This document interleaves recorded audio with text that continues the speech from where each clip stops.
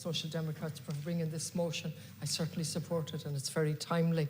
And in fact, it's probably too late, because judging by your behaviour yesterday, and when you rammed through standing orders, you're going to do the exact same thing with this legislation. I've utterly no faith in you, and I say that as a Democrat, a committed Democrat in the Dáil. What you're doing here represents a fundamental, and I quote because I couldn't put the words any better from TNI, a fundamental policy shift that will seriously weaken Irish neutrality.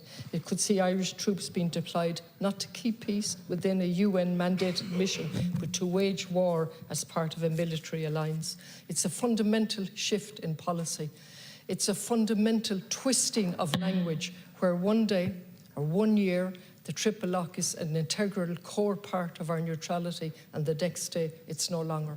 How could anyone trust ye in relation to the misuse and the abuse of language like that? It's a further breach of trust with the Irish people. You did it to us with Nice, you did it to us with Lisbon. We got a declaration, and we got another document that acknowledged that we were neutral, and that would always be acknowledged.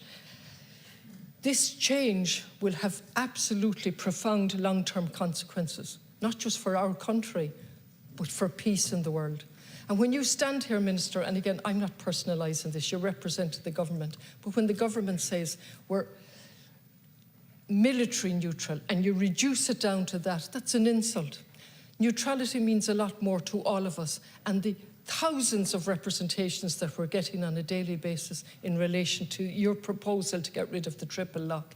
And what it means is we take pride in the history of our troops serving abroad since 1958. UN peacekeeping missions, not peace enforcement, peacekeeping missions. I know it's difficult for you to hear that, and in my limited time, I'm going to ask you to listen to it, because people are asking me to speak out. I don't stand here for no reason.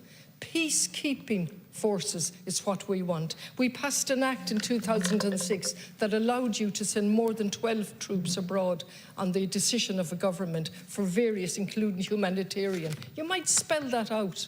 You might spell out what you want to change. You might absolutely clarify how you can rightly decry what Russia has done, and I agree with you, and completely ignore what Israel and America are doing and have done. Absolutely. I have the speeches, I've read them, 5,500 words. No mention of Gaza except as one word. No mention of the genocide going on there. No mention of America, our friend, funding the genocide. And when you can put the folder down, we might see your faces, because this is a very important topic. You can't hide, ministers, but you can try. That's very good. You can try to hide behind the folder. You can try to hide behind the misuse of language to tell us you're not doing away with our neutrality. You're just doing away with the triple lock, because you don't want to be burdened by international human law. You don't want to be burdened with the responsibility of changing the UN to make it more suitable to the modern age. You don't want to work with all of those other countries that see what Israel is doing, that sees what England is doing. I understand, Minister, before you leave, you might just listen to the planes that have left from London to the Yemen with American money, American bombs and American weaponry to bomb innocent people on the streets of Yemen.